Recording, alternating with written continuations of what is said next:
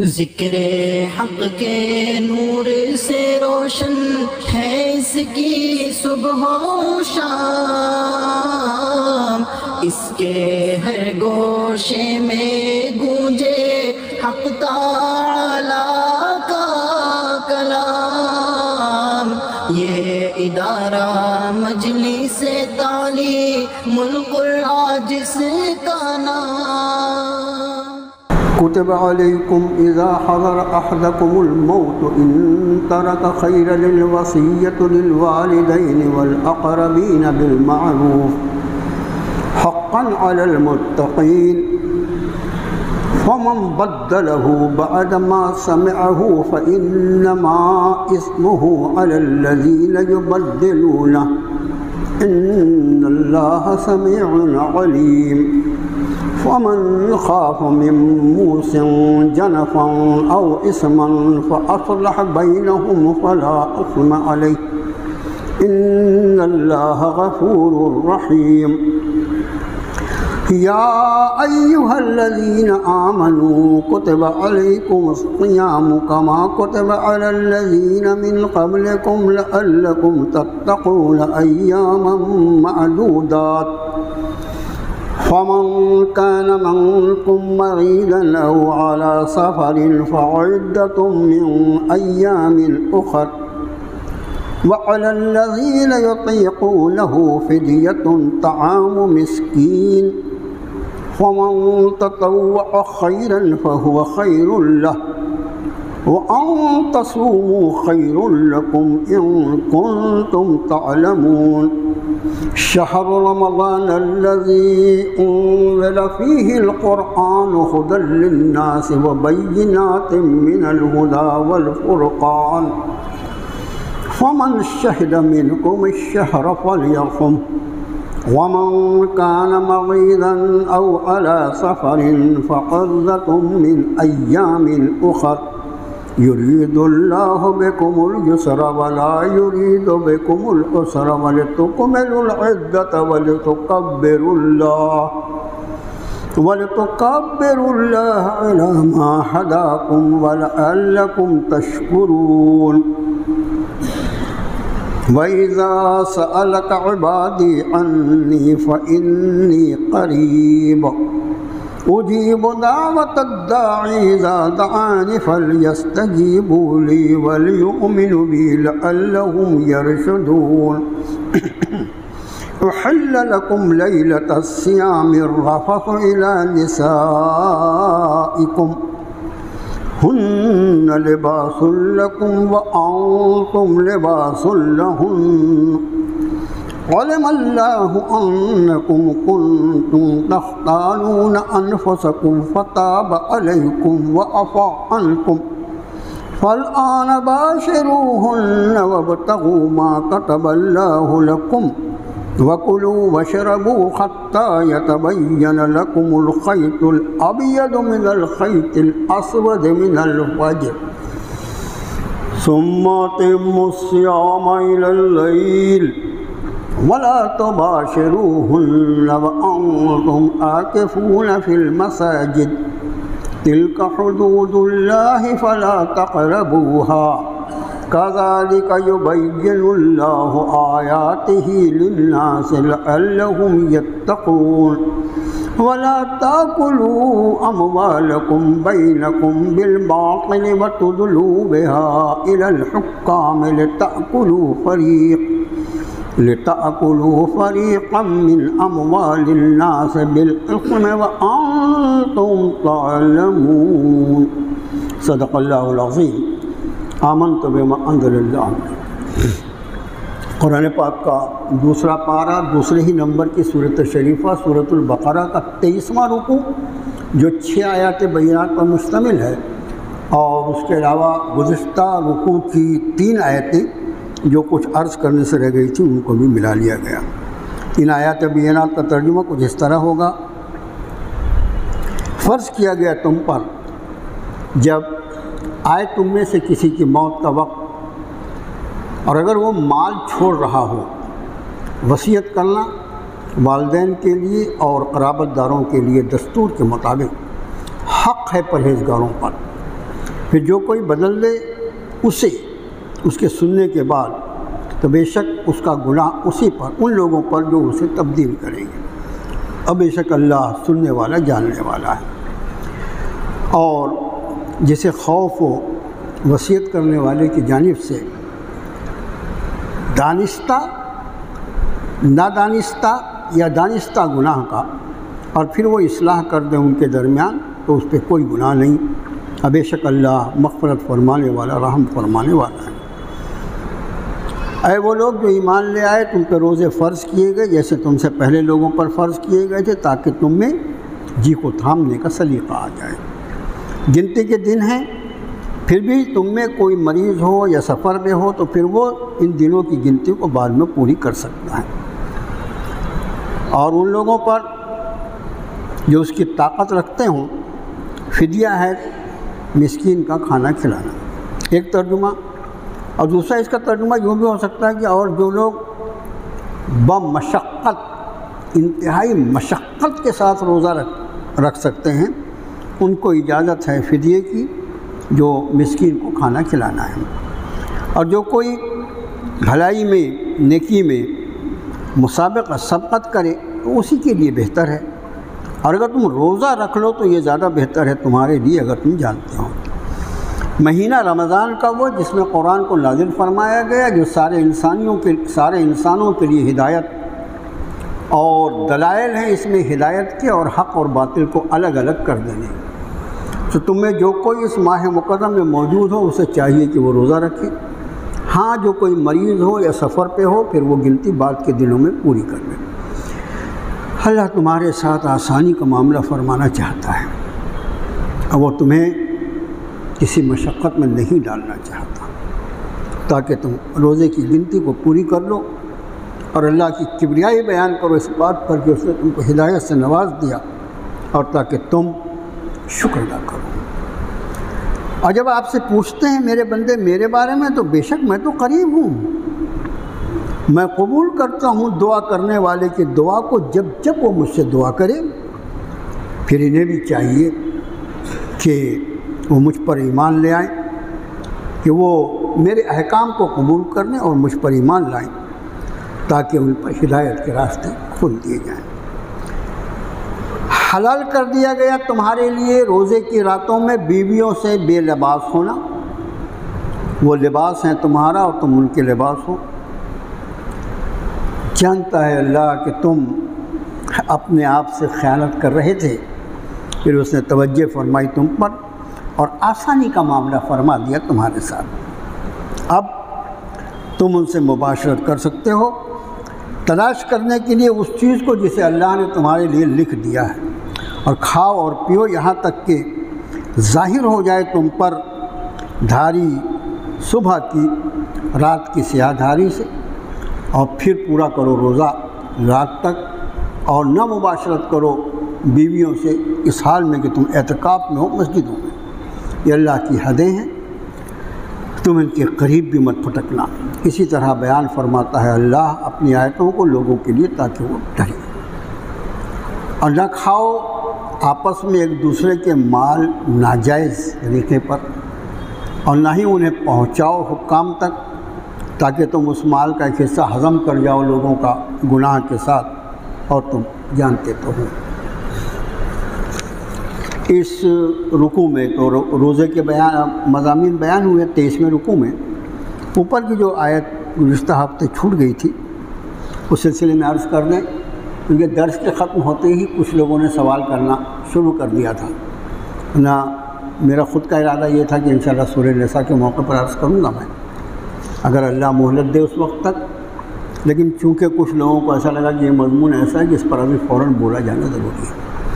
حکم یہ ہے کہ کتب علیکم اذا حضر احدکم الموت ان ترک خیرا للوصیۃ للوالدین والاقربین، فرض کیا گیا تم پر جب آ جائے تم میں سے کسی کی موت اور وہ مال چھوڑ رہا ہو، وصیت کرنا والدین کے لیے اور قرابت داروں کے لیے معروف طریقے پر، حقا علی المتقین، پرہیزگاروں پر حق ہے۔ یہ کتبہ لفظ جو ہے فرض کرنے کے لیے استعمال ہوتا ہے قرآن شریف میں، جیسے کتب علیکم الصیام ابھی اگلی آیتوں میں آ رہا ہے۔ یہ احکام کہ کسی کی موت کا وقت قریب ہو، اس کے قرائن، تو اس کو چاہیے شرط ان ترک خیرا، ان ترک خیرا، اگر وہ مال چھوڑے۔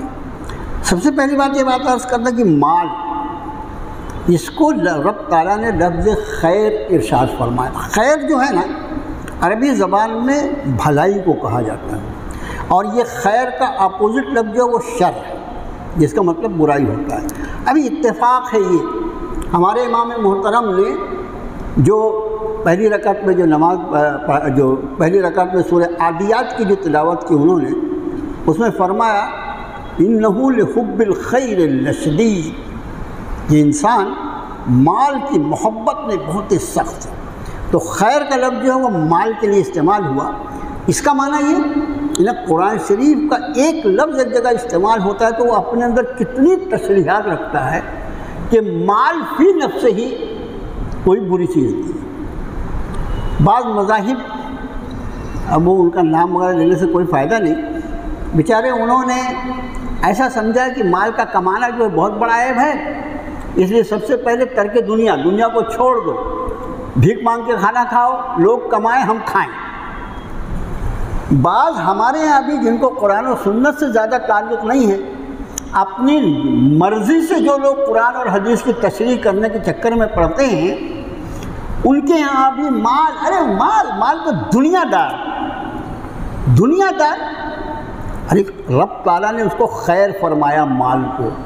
اس کا معنی یہ کہ مال فی نفس ہی بھلائی ہے، شرط یہ ہے کہ اس کے کمانے کا ذریعہ حلال ہو اور اس کو خرچ کرنے کا کے راستے جو ہیں وہ حلال ہوں، یہی مال تقرب اللہ کا ذریعہ بنے۔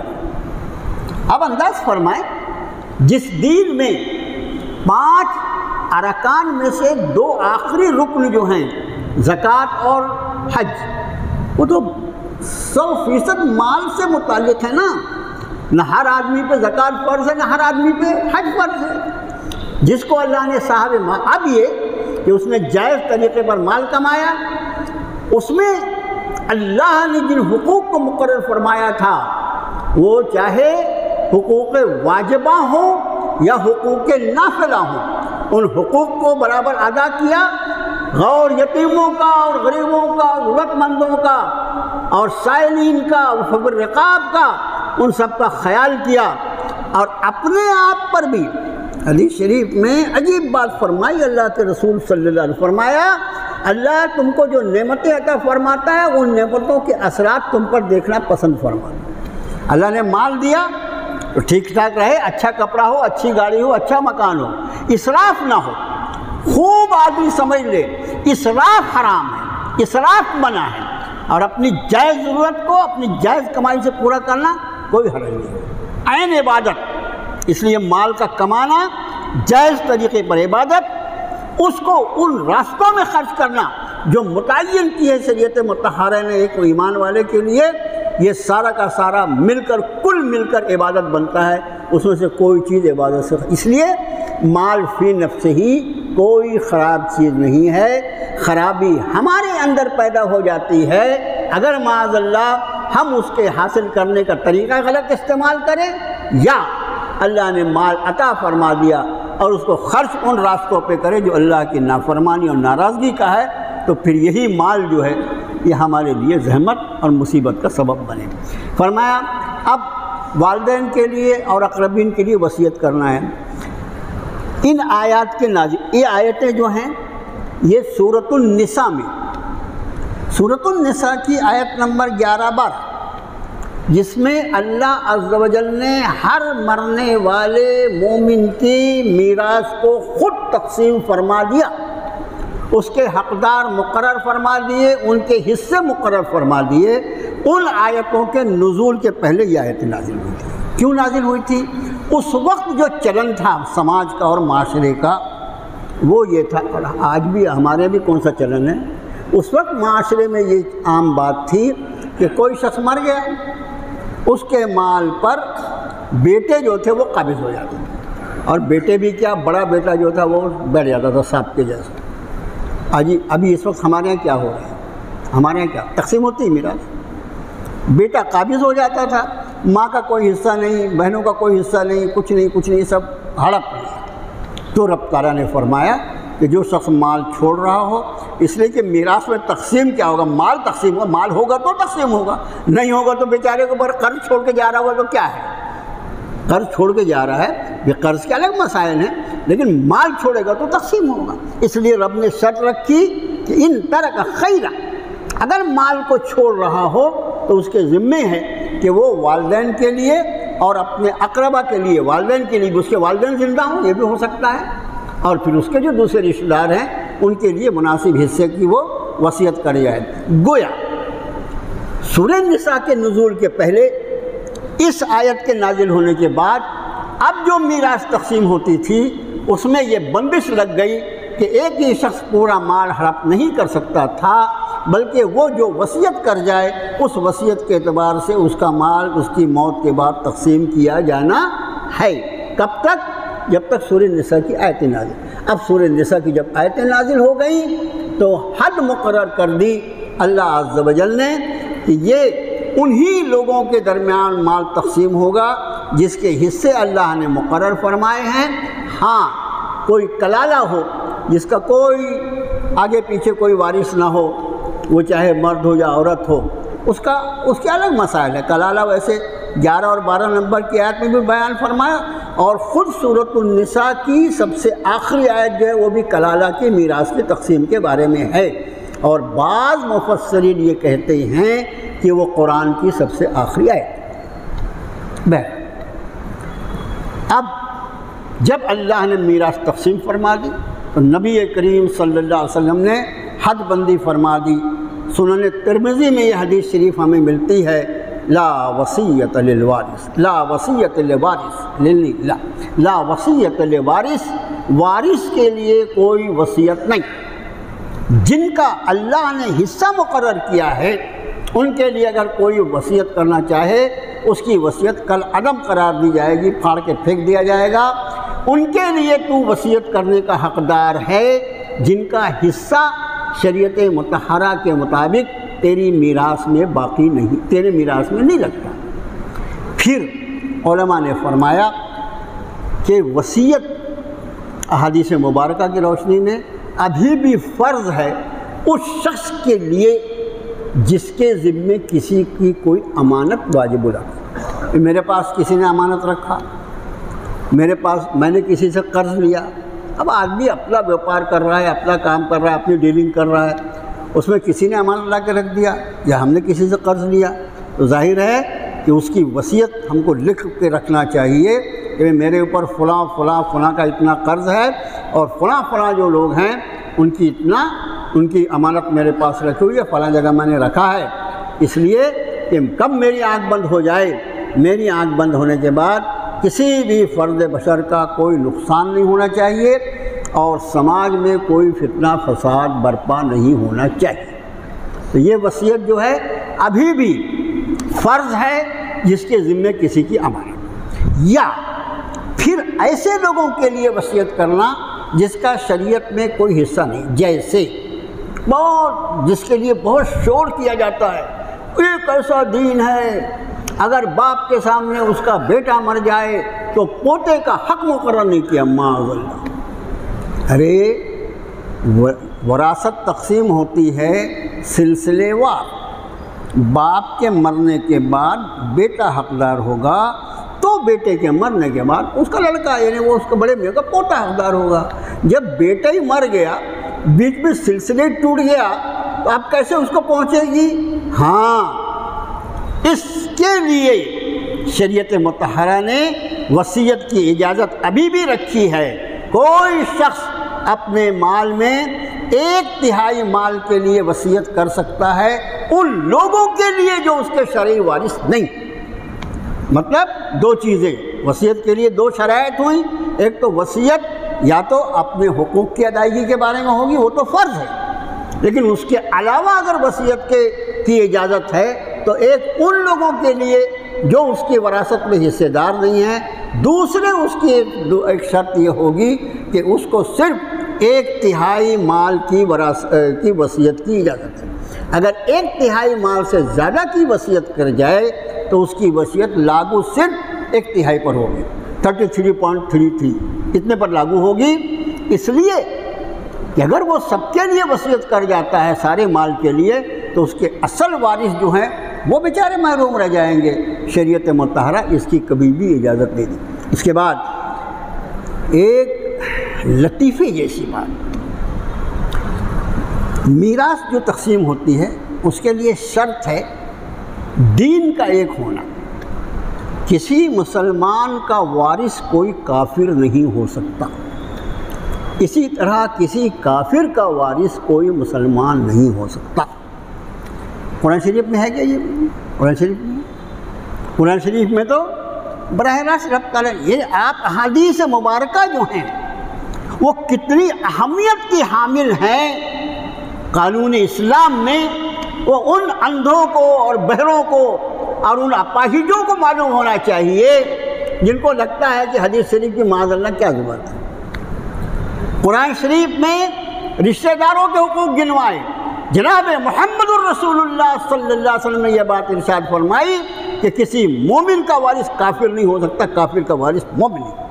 وراثت اسی کو پہنچے گی جو ایک ہی دین کے ماننے والا ہو۔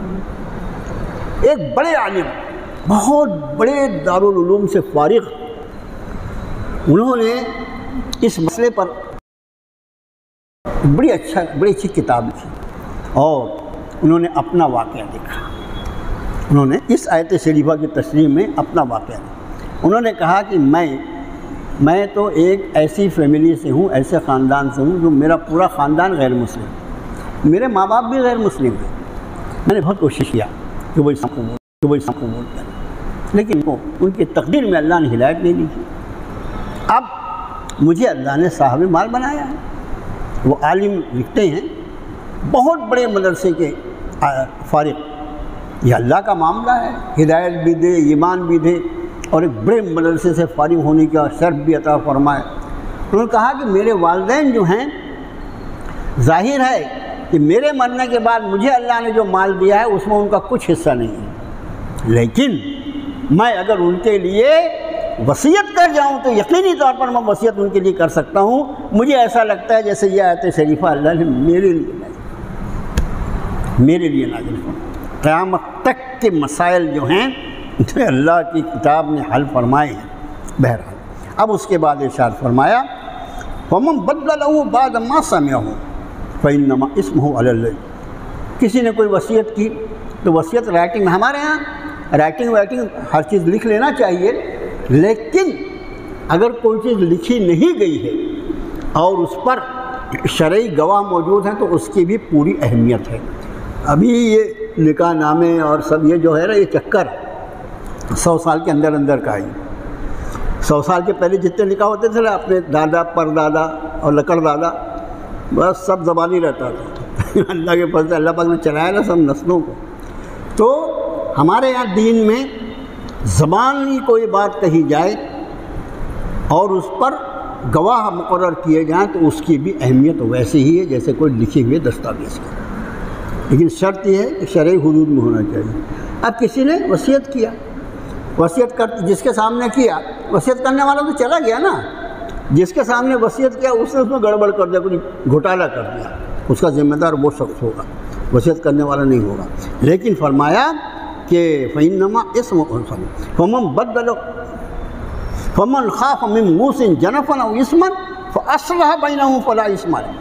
لیکن وہ جو وصیت کر رہا ہے، اس وصیت کو سن کے لگ رہا ہے کہ یہ غلطی کر رہا ہے، بھائی کسی کے ساتھ ناانصافی کر رہا ہے، کسی کے ساتھ ظلم کر رہا ہے، اب یہ اس کو سمجھائے بجھائے اور وہ اپنے مرنے کے پہلے اپنی وصیت سے رجوع کر لے تو فرمایا اس پہ کوئی گناہ نہیں۔ ان اللہ غفور الرحیم، اللہ بڑا مغفرت فرمانے والا، بڑا رحم فرمانے والا ہے۔ اب اس کے بعد رکوع شروع ہوتا ہے روزے کی فرضیت کا۔ اے ایمان والو، تم پر روزے فرض کیے گئے جیسے تم سے پہلے لوگوں پر کیے گئے تھے، لعلکم تتقون، تاکہ تم میں تقوی اور پر۔ اللہ کا شکر ہے کہ رمضان کی تقدیس اس کے متبرک ہونا، اس کی برکات ابھی بھی امت میں کسی نہ کسی درجے میں، یعنی کہ ماحول ایک دم، میں نے ابھی کسی جمعے کی تقریر میں ایک بات عرض کیا تو امت مسلمہ نے تو ایسا لگتا ہے یہ طے کر دیا ہے کہ جتنا اللہ رسول کے احکام ہے اس کے خلاف ہی کریں، کچھ کام چھوڑ کے باقی ہر کام الٹا ہی کرتا ہے، الٹا، دین کا علم ہی نہیں ہے۔ اور سیکھنے کی ضرورت بھی کیا ہے، سیکھے گا تو عمل کرنا پڑے گا، اس سے کہ مت سیکھو نا، انجینئر بن جاؤ اپن، اس کے بارے میں کیا کرنا ہے۔ تو اس دور میں بھی الحمدللہ رمضان کی برکات جو ہیں اس کی الگ ہی دکھائی پڑتی ہیں۔ جیسے رمضان امت مسلمہ پر آ کے سایہ فگن ہوتے ہیں، بالکل ایسا، اچھا ماحول بدلتا نہیں، ہمارے قلوب کی کیفیت بھی بدل جاتی ہے، ہمارے قلوب کی کیفیت بھی بدل جاتی ہے۔ اللہ نے اس ماہ مکرم میں ایسی خصوصیات رکھی ہیں کہ آدمیوں کو نیکی کا کرنا آسان ہو جاتا ہے، اس لیے کہ شیطان مردود جو ہے وہ ارسٹ کر لیا جاتا ہے، اندر ہو جاتا ہے، تو ہم لوگوں کو جو نیکیوں میں بہت زیادہ اڑنگے ڈالتا ہے۔ یہاں پر روزے کا مقصد بیان فرمایا لعلکم تتقون، تاکہ تمہیں پرہیزگاری آ جائے، جی کو تھامنے کا سلیقہ آ جائے۔ اب یہ ایک مہینے کے لیے ہے کیا؟ یہ ایک مہینے کی مشق ہے تاکہ بقیہ 11 مہینے میں تیری زندگی تقوی کی گاڑی، تقوی کی پٹری پر چل سکے۔ لیکن ہمارے ہاں تو اللہ معاف فرمائے، رمضان گزرتا ہے تو ایسا لگتا ہے جیسے امت مسلمہ جو ہے کسی قید سے آزاد ہو، کسی نے پکڑ دھکڑ کے اس کو مسجد میں لا کے بند کر دیا تھا، اور عید کی فجر کی نماز تو قدر غنیمت ہوتی ہے، لیکن پھر عید کی ظہر اور عصر اور اس کے بعد عشاء اور اس کے بعد عید کے دوسرے دن کی فجر جو ہے اس سے یہ احساس ہونے لگتا ہے کہ ماہ مکرم گزر گئی، ماہ مکرم گزر۔ میرے بھائیوں، یہ کوئی سلیقے کی بات نہیں، انتہائی بد سلیقے کی بات ہے۔ ارے جس روزے نے جس رمضان نے تقوی اور پرہیزگاری کی مشق کروائی، اس کے اگلے دن ہی آدمی مسجد سے اپنا تعلق توڑ لے اور اس کے بعد زندگی ایسی گزارنے لگے جیسے معاذ اللہ کسی نے اس کو مار کے باندھ کے، یہ کوئی طریقہ نہیں۔ آگے فرمایا ایام معدودات، گنتی کے دن ہیں، کوئی سال میں 6 مہینے روزہ نہیں رکھنا ہے، ایام معدودات گنتی کے دن ہیں۔ فمن کان منکم مریضا او علی سفر فعدۃ من ایام، لیکن اس کے بعد بھی اگر کوئی بیمار ہو جائے یا سفر میں ہو، شرعی سفر کا لفظ جب بھی استعمال ہوتا ہے قرآن شریف میں یا حدیث شریف میں تو اس سے مراد شرعی سفر ہوتا ہے۔ یہ خیر شرعی سفر کیا ہے؟ 77 کلومیٹر، آج کے وقت میں 77، بعض 78 کہتے ہیں، 78 کلومیٹر جو ہے، اتنا کلومیٹر سفر ہو اور پھر ایک جگہ اس کا 15 دن سے کم کا قیام، وہ مسافر ہے، اور پھر اس پر مسافرت کا احکام۔ تو ایسا کوئی مسافر 10-15 کلومیٹر گیا، کامٹی جا رہا ہے، کنان جا رہا ہے اور منصر جا رہا ہے اور میں سفر پہ ہوں، ایسا نہیں چلتا۔ شرعی سفر ہونا چاہیے، اور شرعی سفر ہو تو، اور دوسرے وہ بیمار ہو۔ بیمار کون سا بیمار؟ بیمار وہ بیمار جس میں اگر وہ روزہ رکھے تو اس کی بیماری کے بڑھنے کا خوف ہو، یا اس کی بیماری کے لمبا ہونے کا خوف ہو، یا اس کی جان جانے کا خوف ہو۔ یہ سب کون طے کرے گا؟ یہ دیانتدار طبیب طے کرے گا، اور اس سے بھی آگے کی بات کہ میرا ضمیر طے کرے گا کہ میں کتنا بیمار ہوں۔ طبیب جو ہے وہ تو طے کرے گا، اس سے زیادہ میرا ضمیر طے کرے گا، میرے اندر ایمان کی کتنی رمق ہے، میرے اندر ایمان کی کتنی چمک باقی ہے، وہ طے کرے گا میں بیمار ہوں یا نہیں بیمار ہوں۔ اس کے بعد فرمایا کہ وَعَلَى الَّذِينَ يُطِيقُونَهُ فِدْيَةٌ طَعَامُ۔ میں نے اس آیت کا 2 ترجمہ، ایک ترجمہ یہ کہ اور جو طاقت ہے، عَلَى الَّذِينَ يُطِيقُونَهُ لفظی ترجمہ ہوگا، اور جو لوگ اس کی طاقت رکھتے ہوں، فِدْيَةٌ طَعَامُ مسکین، ان کے وہ بھی فدیہ دے سکتے ہیں مسکین کو کھانا کھلانے کا۔ لیکن بعض علماء نے اس کا ترجمہ کیا جو لوگ بمشقت روزہ رکھ سکتے ہیں، یعنی جن کو روزہ رکھنے میں بہت مشقت ہوتی ہے۔ کون مشقت؟ انتہائی ضعیف آدمی، انتہائی بوڑھا آدمی، ظاہر ہے اس کے بڑھاپے کی وجہ سے بدن ساتھ چھوڑ چکا ہے نا، اس کو بہت تو بعضوں نے یہ بھی ترجمہ کیا۔ ہم پہلا ترجمہ لے کے چلتے ہیں، جو طاقت، یہ آیت شریفہ اور اس کے بعد اگلی آیت جو نازل ہوئی وہ کافی مدت کے بعد نازل ہوئی۔ روزے کی فرضیت کا احکام دوسری سن ہجری میں نازل ہوئے، اور اس کے بعد مفسرین کہتے ہیں کہ اگلی آیت شریفہ جو ہے وہ اس کے 2 سال کے قریب بعد میں نازل ہوئی۔ بعض مفسرین کے اقوال الگ الگ بھی ہیں۔ تو شروع میں روزے میں اس کی اجازت دی گئی تھی کہ جو لوگ طاقت رکھتے ہیں روزہ رکھنے کی، اگر وہ بھی فدیہ دینا چاہیں تو فدیہ دے سکتے ہیں۔ لیکن جب اگلی آیت نازل ہوئی، فمن شہد منکم الشہر فلیصم، جو کوئی اس مہینے میں موجود ہے اس کو چاہیے کہ وہ روزہ رکھے، تو وہ ختم ہو گئی وہ آسانی، اور اب ہر ایک کو روزہ رکھنا ہے۔ اس کو طاقت ہوتے ہوئے اگر کوئی فدیہ دینا چاہے تو اس کا فدیہ قبول نہیں کیا جائے گا، بلکہ وہ گناہگاروں کی فہرست میں شامل ہو جائے گا۔ یہ عام تشریح ہے۔ روزہ جو ہے اس میں 3 تبدیلیاں ہوئی، اسی طرح نماز جو ہے اس میں بھی 3 تبدیلیاں۔ میں نے کسی موقع پر شاید وہ جمعے میں عرض کیا ہوگا، میں نے وہ تینوں تبدیلیاں یاد رکھی۔ اما عائشہ صدیقہ رضی اللہ تعالی عنہا کی ایک روایت حافظ ابن کثیر رحمۃ اللہ علیہ نے تفسیر ابن کثیر میں نقل کی ہے کہ اما عائشہ فرماتی ہیں کہ اللہ نے نماز میں بھی 3 تبدیلیاں فرمائیں اور روزے میں بھی 3 تبدیلیاں فرمائیں۔ ابھی روزہ چل رہا، پہلے روزے میں پہلی تبدیلی یہ ہوئی کہ رمضان کے روزے فرض ہونے کے پہلے عاشورہ محرم کا روزہ فرض، اور جب رمضان کے روزے فرض ہوئے تو عاشورہ محرم کا روزہ نفل ہو گیا۔ ایک دوسری یہ تبدیلی کہ پہلے اس بات کی اجازت تھی کہ آدمی روزے کی طاقت رکھنے کے بعد بھی اگر چاہے تو فدیہ دے سکتا تھا، لیکن بعد میں اگلی آیت نے اس آسانی کو ختم کر دیا۔ اور تیسری تبدیلی اس کے بعد والی آیت میں آ رہی ہے کہ شروع میں یہ احکام تھے کہ روزے کی رات میں اگر آدمی چند لمحے کے لیے بھی سو گیا تو اس کا روزہ اپنے آپ شروع ہو جاتا تھا، روزے کی پابندی لگی۔ اور سب سے بڑی بات یہ کہ روزے کی راتوں میں، یعنی رمضان کی راتوں میں بیوی کے پاس جانا منع۔ احل لکم لیلۃ الصیام کا اجازت دے دی گئی تمہیں روزے کی راتوں میں بیوی کے پاس جانے کی، اس کا مطلب اس کے پہلے اجازت نہیں تھی۔ یہ 3 تبدیلیاں ہوئی روزے میں۔ اب نماز کی بات آئی تھی تو نماز میں بھی تینوں تبدیلیاں یاد رکھیں۔ نماز کی پہلی تبدیلی یہ کہ جب تک 5 وقتہ نماز فرض نہیں ہوئی تھی اس کے پہلے نماز تہجد فرض تھی، اور جب یہ 5 وقتہ نماز معراج میں فرض فرمائی اللہ نے تو نماز تہجد نفل ہو گئی۔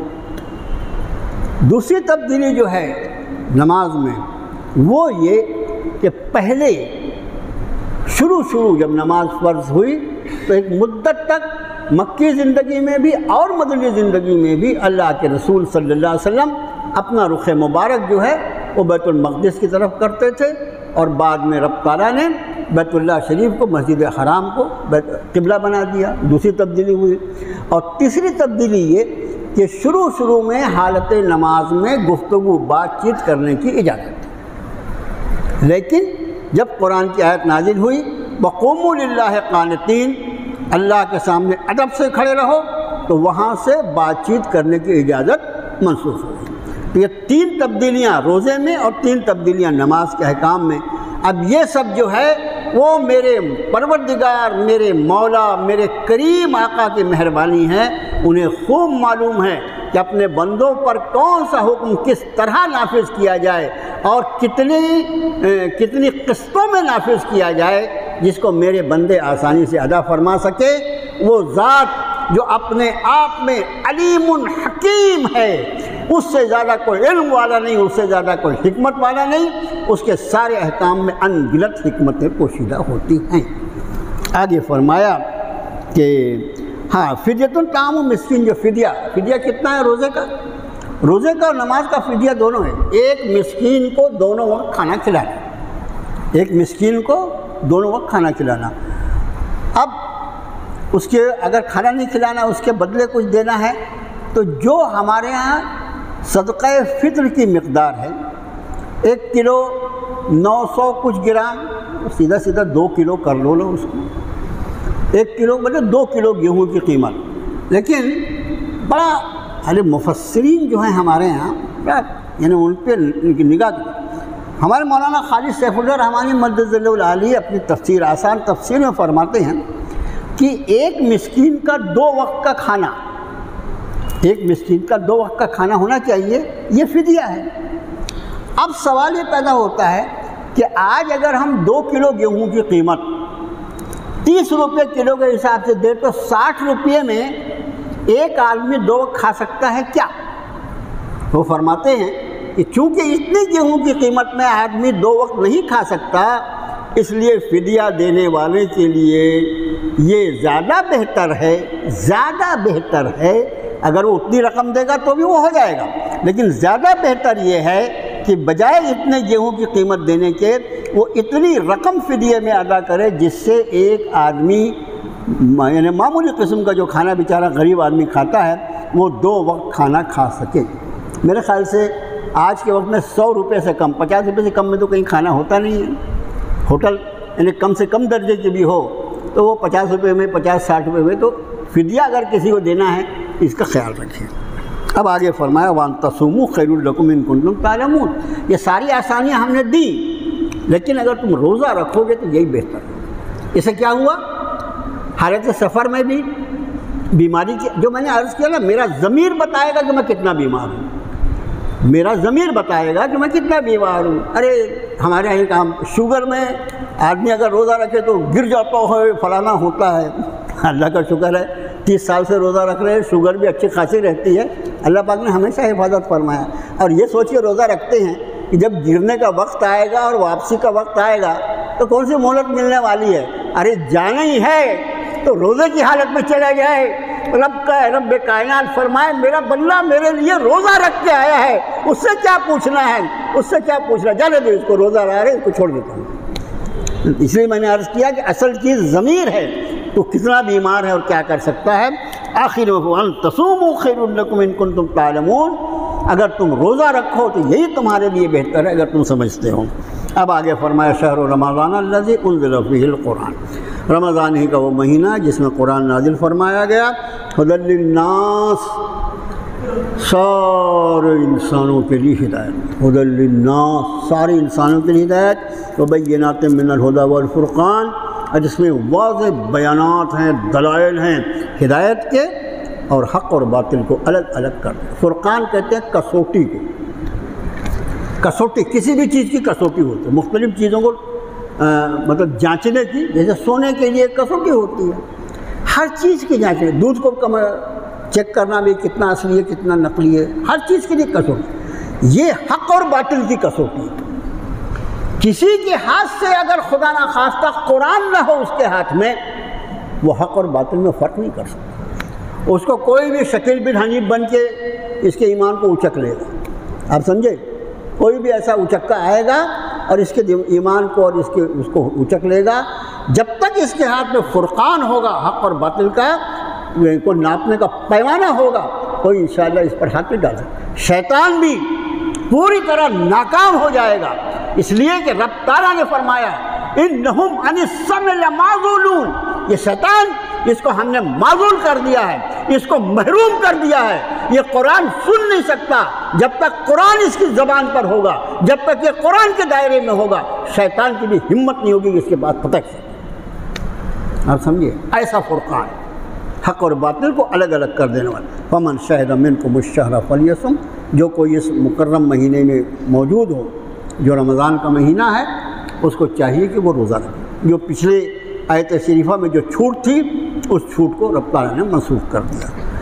پھر فرمایا وَمَنْ كَانَ مَرِيضًا وَعَلَىٰ سَفَرٍ فَعِدَّةٌ مِّنْ أَيَّامٍ أُخَرَ، کوئی مریض ہو سفر پہ ہو، وہ آسانی ابھی بھی موجود ہے۔ یرید اللہ بکم الجسر ولا یرید بکم، اللہ تمہارے ساتھ آسانی فرماتا ہے، وہ تمہیں کسی مشقت میں نہیں رکھتا۔ یہ بظاہر جہاں یہ آیت آئی ہے روزے کے بارے میں ہے، مریض کو چھوٹ دے دی، مسافر کو چھوٹ دے دی، لیکن علماء اور مفسرین فرماتے ہیں یہ پوری احکام شریعت کے لیے یہ آیت بنیاد، سارے احکام شریعت، پوری شریعت، اس کے احکام جو اپنے ماننے والوں کو دیا ہے اس دین نے، وہ سراسر آسانی اور سراسر یسر، اس میں کہیں بھی عسر، کہیں بھی کوئی تنگی ہے۔ میں آپ سے کئی بار عرض کر چکا ہوں کہ ہماری گردن وہاں پھنسی ہے جہاں ہم نے دین میں مداخلت کرنا، جہاں ہم نے دین میں مداخلت، جیسے نکاح عبادت ہے، اور اللہ کے رسول صلی اللہ علیہ وسلم نے فرمایا جس نکاح میں جتنی آسانی ہوگی اس میں اتنی برکت ہوگی۔ حقیقت یہ ہے کہ نکاح وہ عبادت ہے جس میں لڑکی دلہن یا اس کے ماں باپ، اس کے رشتہ دار، ان پر خرچ نام کی کوئی چیز ہے ہی نہیں، کوئی خرچ نہیں۔ لیکن اس امت مسلمہ نے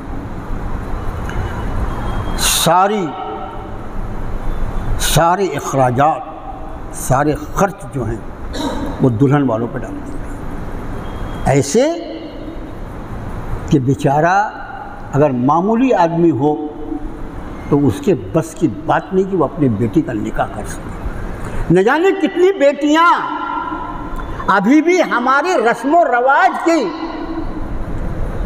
بے برکتی کی وجہ سے بے نکاحی بیٹھی ہوئی، اور اس پر ہماری کوئی توجہ نہیں۔ ہر آدمی جو ہے وہ اپنی اپنی ہاں کر رہا ہے، اور وہ لوگ بیچارے جو بڑی تحریک چلاتے ہیں، یہ نکاح آسان کرو، نکاح آسان کرو، ان کے یہاں بھی موقع آتا ہے تو نکاح کتنا آسان ہے وہ دکھ جاتا ہے۔ میرے بھائیو، یہ وہ چیز ہے جس نے معاشی اعتبار سے اس امت مسلموں کو کھوکھلا کر دیا۔ جو فضول خرچیاں شادی میں ہو رہی ہیں، ان فضول خرچوں کی رقم بچائی جائے تو یہ امت مسلمہ کو ایک ایسے رخ پر لے کر جایا جا سکتا ہے جس کا آدمی تصور نہیں کر سکتا۔ فرمایا یرید اللہ بکم الجسر ولا یرید بکم العسر، اللہ کا ارادہ تمہارے ساتھ آسانی کا ہے، وہ تمہیں کسی مشکل میں نہیں ڈالنا چاہتا۔ وَلِتُكْمِلُوا الْعِدَّةَ، تاکہ تم گنتی پوری کرو، وَلِتُكَبِّرُوا اللَّهَ، اللہ اکبر اللہ اکبر، اور تاکہ تم تکبیر بیان کرو اللہ کی، عَلَى مَا هَدَاكُمْ، اس بات پر کہ اس نے تمہیں ہدایت دیا، وَلَعَلَّكُمْ تَشْكُرُونَ، تاکہ تم شکر گزار ہو۔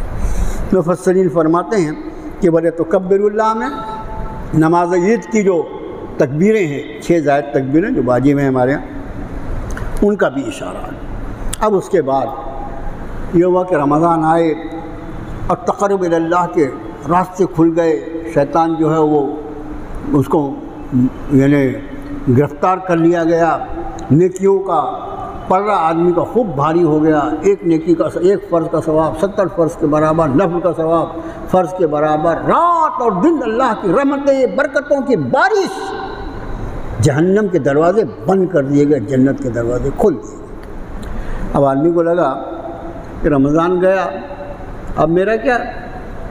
رب تعالیٰ نے اسی کے درمیان میں فرمایا اذا سألک عبادی انی فإنی قریب۔ رمضان گئے نا، رمضان 29 یا 30 دن پورا کر کے رمضان چلے جائیں گے، لیکن جس رب نے تجھے رمضان عطا فرمایا تھا وہ ہمیشہ تیرے ساتھ ہے، اسے تجھے مایوس ہونے کی ضرورت نہیں۔ رمضان اپنی فیوض اور برکات کے ساتھ گئے، لیکن تیرا رب اپنی عظمتوں اور اپنی کرم فرمائیوں کے ساتھ ہمیشہ تیرے ساتھ ہے۔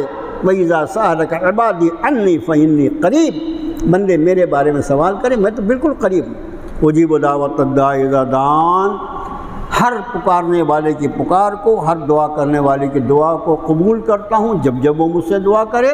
فَلْيَسْتَجِيبُوا لِي، کیا بات فرمائے، فَلْيَسْتَجِيبُوا لِي، میں تیری ہر دعا کو سننے کو تیار ہوں، تیری ہر دعا قبول کرنے کا وعدہ کر رہا ہوں، میں تیرا رب ہوں، میں تیرا رب ہوں، میں تیری ہر دعا کو قبول کرنے کا وعدہ کر رہا ہوں، اور تم میرا بندہ ہونے کے بعد بھی میرے سارے احکام قبول کرنے کو تیار نہیں۔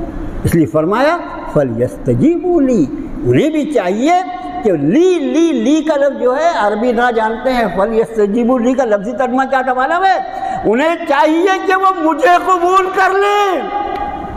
میرے احکام جو ہیں وہ تو پھیلا ہوا ترجمہ ہے، وہ تشریحی ترجمہ ہے۔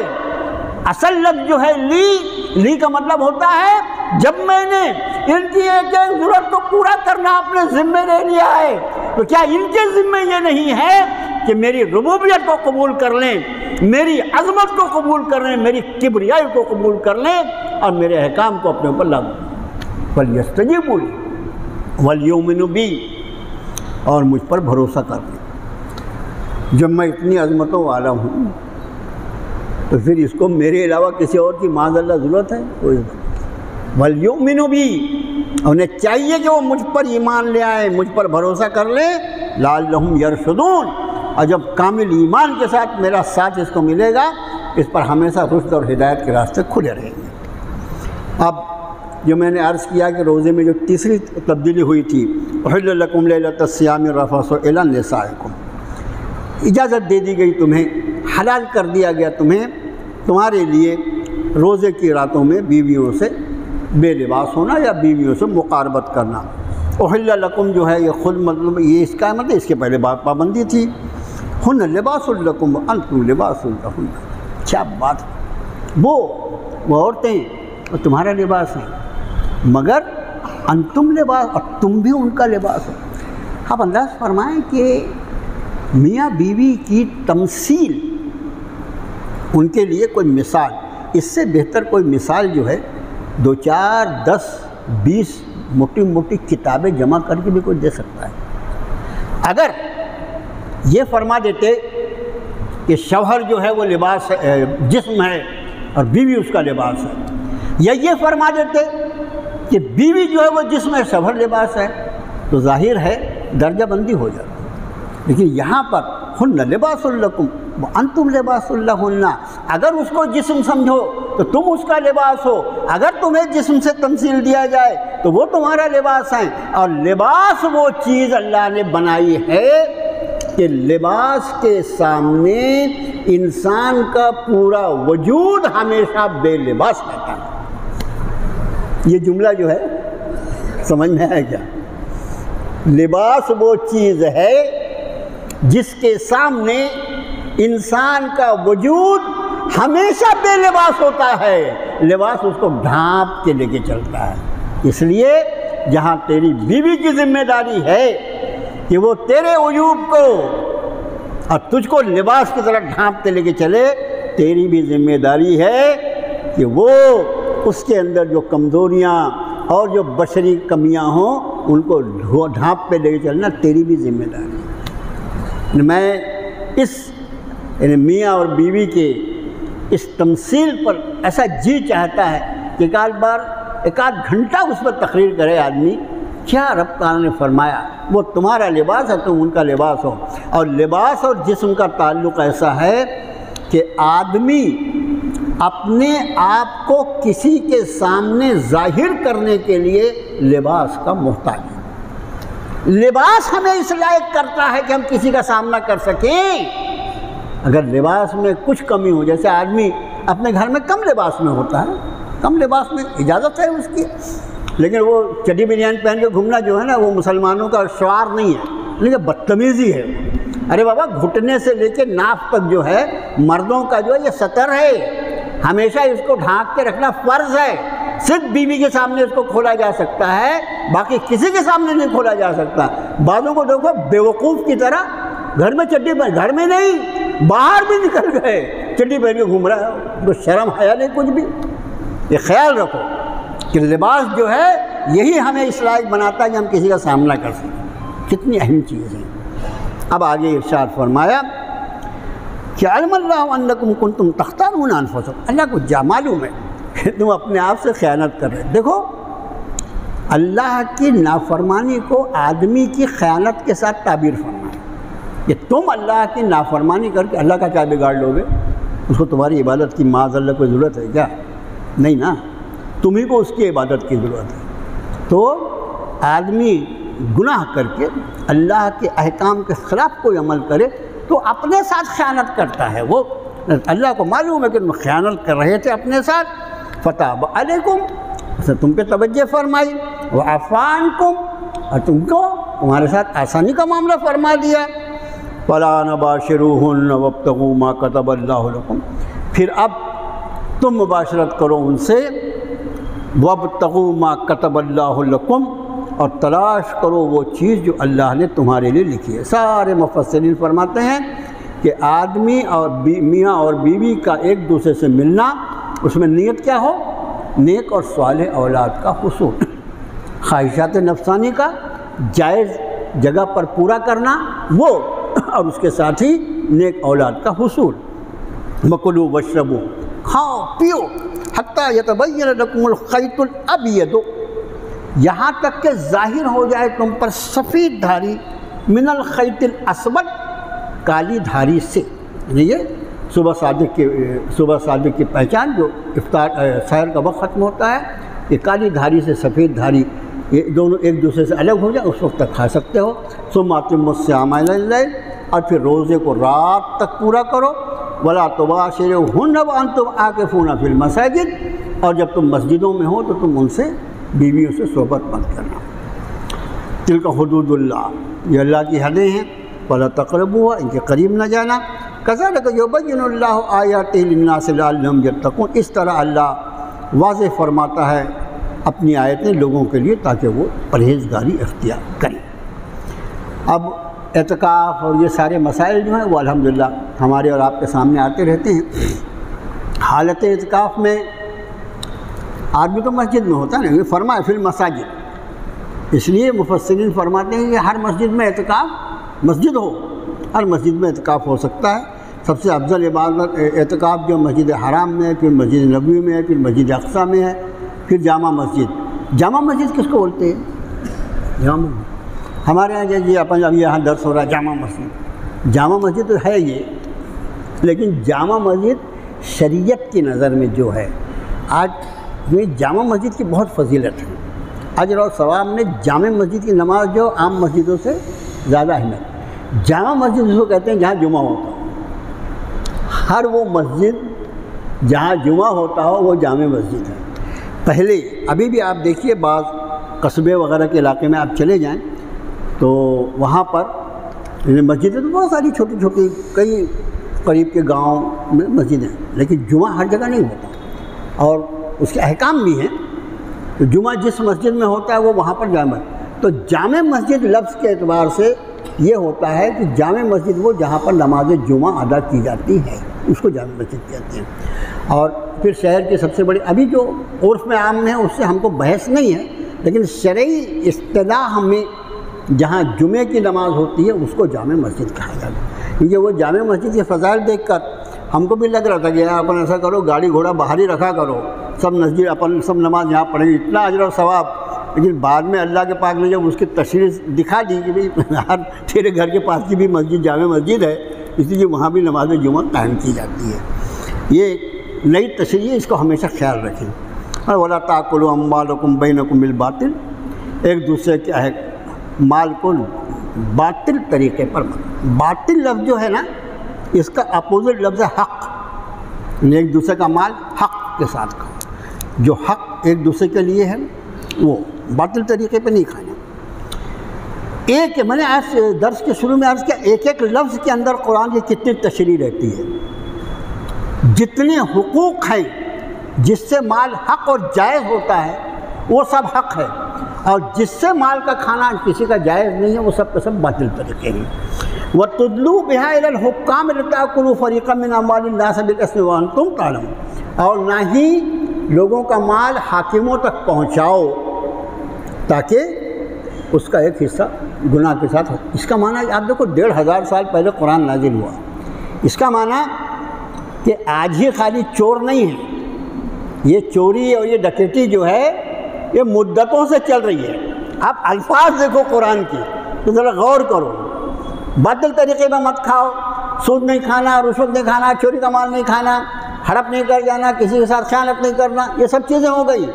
اور دوسرا خاص جو مد گنائی، وَتُدْلُوا بِهَا، وَتُدْلُوا کے ساتھ لا جو ہے پہلے والا وہ اس میں بھی لگے گا کہ وَتُدْلُوا بِهَا إِلَى الْحُكَّامِ لِتَأْكُلُوا فَرِيقًا مِنْ أَمْوَالِ النَّاسِ، اور نہ حاکموں تک، عہدے داروں تک لوگوں کا مال رشوت کا پہنچانا تاکہ اس میں سے ایک حصہ تم کھا جاؤ۔ اس کا معنی کہ یہ نہ جانے کتنے دن سے یہ طریقہ ہے کہ کچھ مادہ پرست لوگ آخرت سے بے خبر اور بے غیرت حکمراں ہمیشہ ایسے ہوتے رہے ہیں جنہوں نے لوگوں کا مال ناجائز ہڑپ کیا ہے۔ اور رشوت لینے کا طریقہ عموماً یہی پایا جاتا ہے دنیا میں کہ سمجھدار رشوت لینے والا کبھی ڈائریکٹ رشوت نہیں لیتا، بلکہ اس میں وہ کوئی نہ کوئی وسیلہ بناتا ہے، کبھی گردن پھنسے بھی تو میری نہ پھنسے، پھندا اس کی گردن میں جائے جس کے ذریعے میرے تک پہنچی ہے، اب میں اپنی پاکی بیان کر رہ جاؤں، ارے میں تو بہت پاک صاف آدمی ہوں، وہ اس نے لیا تھا۔ اب دوسرے اس کی کوئی رسید اور کوئی واچر تو بنتا نہیں، سامنے والے نے دیا بھئی یہ 10 لاکھ پہنچا دینا، اس نے خود ہی 2 لاکھ جیب میں رکھ لیا اور 8 لاکھ پہنچایا، وہ تھوڑی اس کی ہمت ہے اس سے پوچھنے کتنا دیا کتنا نہیں دیا کر کے۔ یہ طریقہ جو ہے ایسا لگتا ہے کہ بہت دنوں سے چل رہا ہے، یہ سارا کام رشوت لینا، رشوت پہنچانا، رشوت کے بازار گرم کرنا، رشوت کا کوئی لین دین، رشوت کی ساری قسمیں جو ہیں شریعت مطہرہ میں حرام ہیں، اس کا ہمیشہ خیال رکھو۔ جیسے سود حرام ہے، رشوت حرام۔ اللہ تعالیٰ مجھے آپ کو پورے امت مسلمہ کی حفاظت فرمائے۔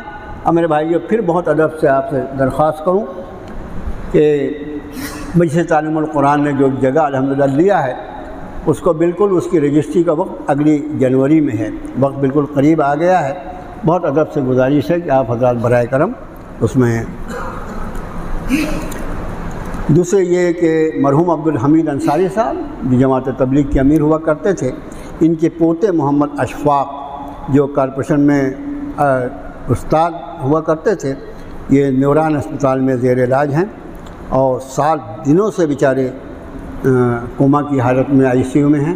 ہم ان کے لیے بھی دعا کرتے ہیں اور امت مسلمہ کے سارے مریضوں کے لیے دعا کرتے ہیں۔ اللہ تعالیٰ سارے مریضوں کو شفا عطا فرما، الہ العالمین جو ضرورت مند ہیں ان کی ضرورتوں کو پورا فرما دے، جن پر قرض کا بوجھ ہے انہیں قرض سے نجات عطا فرما، الہ العالمین جو روزی سے پریشان ہیں اللہ ان کو بہترین روزی عطا فرما، ان اللہ یرزق من یشاء بغیر حساب والی روزی عطا فرما۔ اللہ امت مسلمہ کو تیری کتاب کی طرف اور تیرے نبی محترم صلی اللہ علیہ وسلم کے مقدس طریقوں کی طرف لوٹ آنے کی توفیق عطا فرما۔ وصلی اللہ تعالی علی خیر خلقہ محمد و آلہ وسلم۔